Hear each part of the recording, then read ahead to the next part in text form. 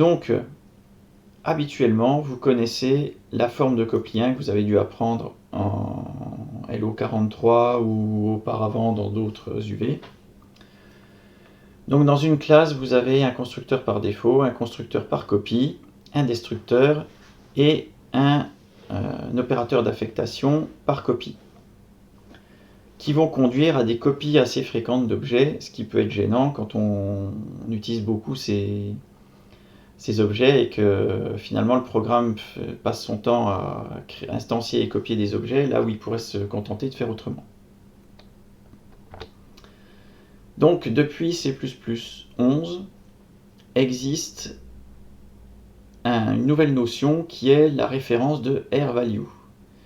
Une référence de R-value, c'est une référence sur un objet qui est une valeur droite, donc une valeur qui n'existe que temporairement dans votre code.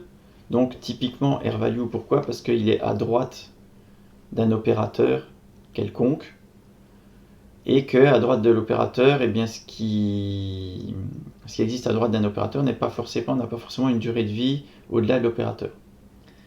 Donc grâce à cette référence de R-value, vous avez l'ajout de deux nouveaux membres possibles dans votre classe, qui sont le constructeur par référence de R-value, qui est ici.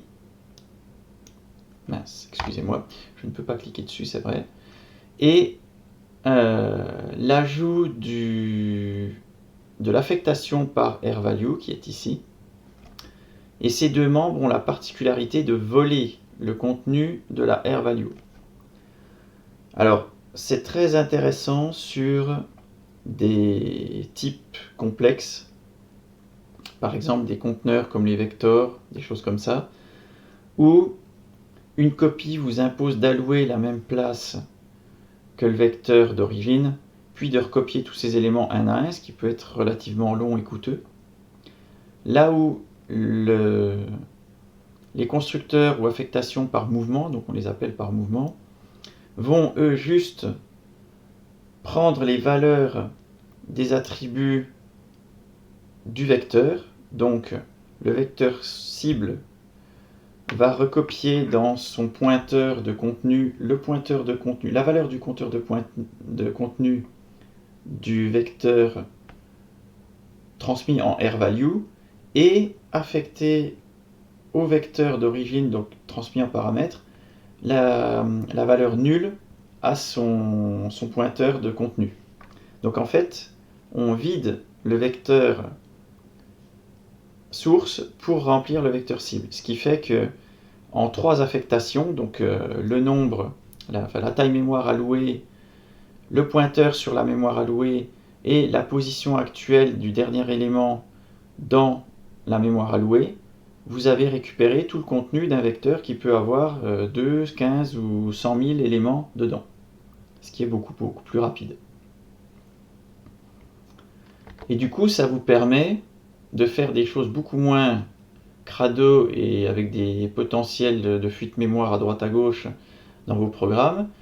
Donc si vous voulez une fonction qui crée un vecteur, par exemple, à l'ancienne en C++ 98 sans vous enquiquiner à recopier tout un vecteur, ce qui effectivement peut être enquiquinant, vous allez avoir une instantiation ici de votre vecteur avec un pointeur.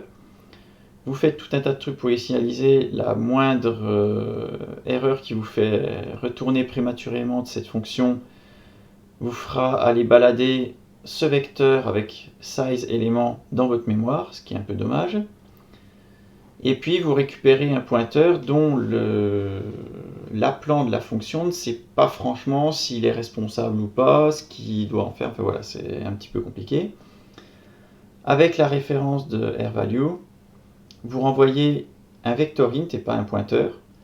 Vous l'instanciez ici, vous faites ce que vous voulez avec. Si jamais ça sort de la fonction prématurément, comme il est défini par valeur, ici il sera forcément désalloué et ce sera bon.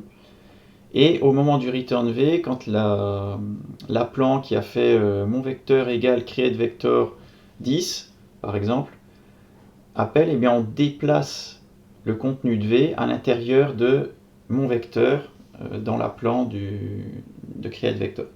Ce qui est beaucoup plus rapide, beaucoup plus sûr, donc c'est très bien.